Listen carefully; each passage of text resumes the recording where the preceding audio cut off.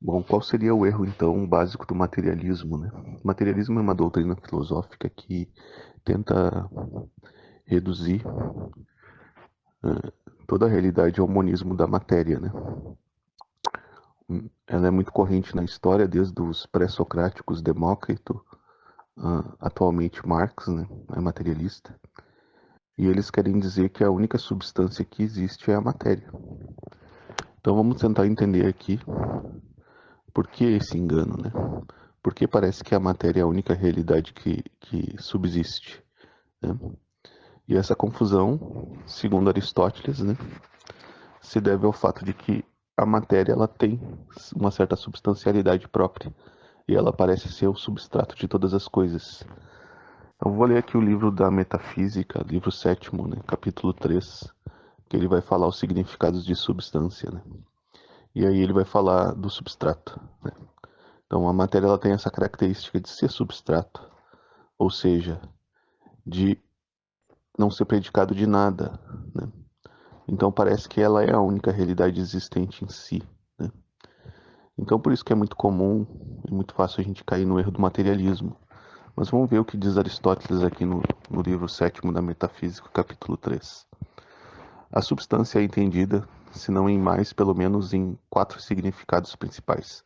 Considera-se que substância de alguma coisa seja a essência universal, o gênero e, em quarto lugar, o substrato. Então aqui tem quatro aspectos que ele vai analisar do que é uma substância, né? E aqui nesse capítulo ele vai se dedicar somente ao fato de ser substrato. Ele vai analisar esse fator aí. O substrato é aquilo de que são predicadas todas as outras coisas, enquanto ele não é predicado de nenhuma outra. Por isso, devemos tratar dele em primeiro lugar, pois, sobretudo, o substrato primeiro parece ser substância, e chama-se substrato primeiro, em certo sentido, a matéria, no outro sentido, a forma, e num terceiro sentido, o que resulta do conjunto de matéria e forma. Então, o substrato parece ser aquilo que vem em primeiro lugar, né? Ou seja, a substância. Aquilo de que se predica, mas não pode ser predicado de nada. Por exemplo, se eu vejo uma estátua, eu posso predicar dessa estátua a sua cor, ela é azul, é uma qualidade, né? Eu posso predicar o tamanho dela, tem 50 centímetros, é uma quantidade, é um acidente. Esses acidentes inerem na substância da estátua. Hum. Mas a substância da estátua, o substrato da estátua, não pode ser predicado de nada, né? Eu não posso predicar o substrato do azul, e sim o azul do substrato, né? Então, ele diz assim que tanto a forma como a união da forma e matéria também são substratos, vem antes desses acidentes aí. Aí ele vai dizer assim, chamo matéria, por exemplo, bronze, forma, estrutura e configuração formal, símbolo que resulta deles, isto é, a estátua, de modo que a forma é anterior e mais ser do que a matéria. Pela mesma razão, ela também será anterior ao composto. Ele está definindo o que é a matéria, né? A matéria é o substrato potencial, né? No caso, o bronze. O bronze ele está em potência para ser estátua, para ser mesa, para ser uma faca, para ser uma ferramenta, né? Então, ele é pura potencialidade, ou seja, capacidade de receber uma forma. É o que ele está dizendo aqui. E a forma, por isso, a forma ela é anterior à potencialidade material, né? E a dupla, né, o símbolo, a união da matéria e forma também é anterior ao composto. Dissemos em síntese o que é a substância. Ela é o que não se predica de algum substrato. Então é o que ela está embaixo ali, né? Ela não pode ser predicada. Ela está recebendo os predicados, né? Isso é a substância. Mas aquilo de que todo o resto se predica. Todavia, não se deve caracterizar a substância só deste modo, porque isso não basta. Então tem outros aspectos da substância, né? De fato, esta caracterização não é clara. Ademais, em seus termos, a matéria seria substância. E aqui ele está falando no erro que eu quero chegar, ó, que eu quero mostrar, né? Nesse sentido, a gente pode dizer que a matéria é substância. Por quê? Com efeito, se a matéria não é substância, escapa-nos o que mais poderia ser substância, porque, uma vez excluída todas as outras determinações, parece que não resta nada além dela. As outras determinações com efeito são afecções, ações e potências dos corpos.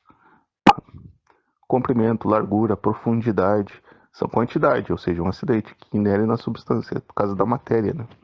São substâncias, a quantidade não é substância, mas é substância o substrato, primeiro ao qual inerem todas essas determinações.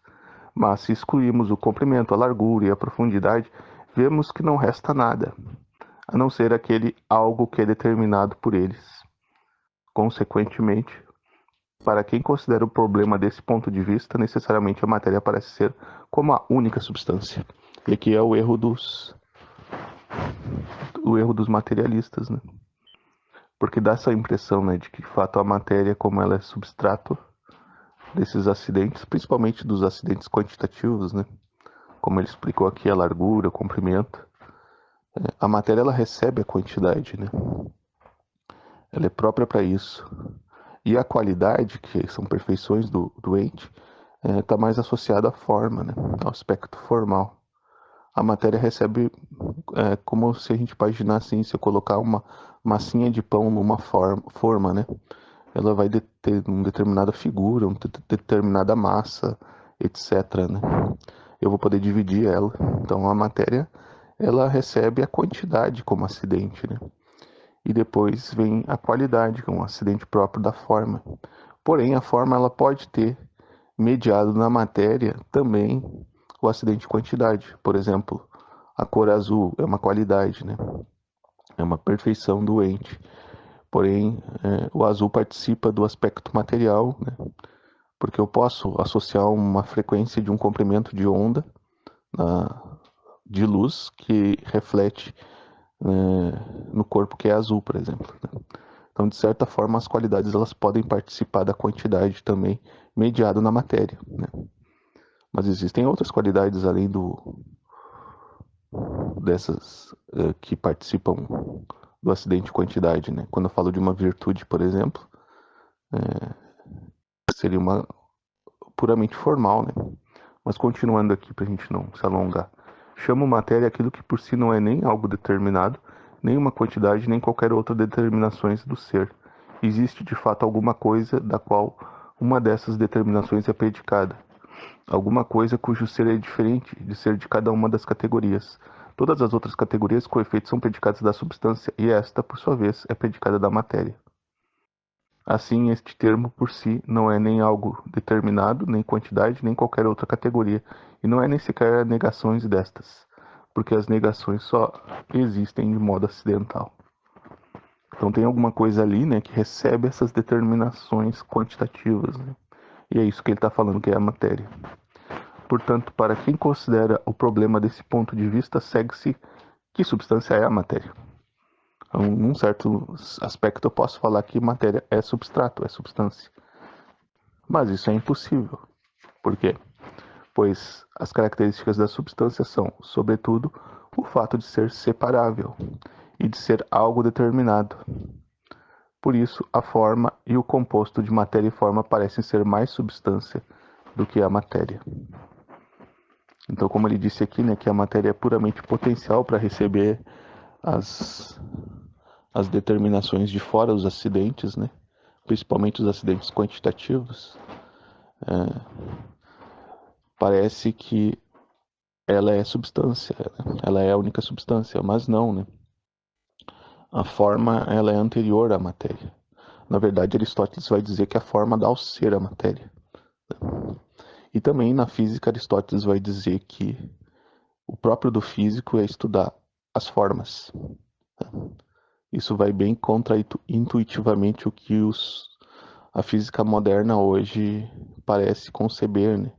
Porque a partir da revolução de Descartes, né? E os físicos modernos, eles caíram no atomismo de Demócrito, né? E no materialismo, né? Muito embora a física média e a matemática que eles fazem se aproxima muito das formas, né? Porém não são a mesma coisa, não são a mesma coisa. Enfim, o que eu queria dizer era isso, né? Que É muito fácil a gente cair nesse engodo, né, nesse engano de achar que a matéria é a substância única da natureza. Aristóteles vai provar, né, em toda a sua filosofia de que a única forma da gente salvaguardar a ideia do uno e do múltiplo no universo, né, é através da matéria e forma, né, do sino do composto matéria e forma. Só assim é possível a gente explicar o movimento e o uno, sem cair em exageros, né, em posições totalmente realistas, como a de Platão, que separava os universais no mundo separado do hiperurânio, e sem cair no outro erro oposto, que é o materialismo, né? Que é um monismo da matéria. Só acredita que só existe matéria, mas não existe matéria sem forma. A forma é anterior à matéria, né? Como prova Aristóteles no livro da Metafísica. E esse é o erro comum dos materialistas, de Marx, Demócritos e outros.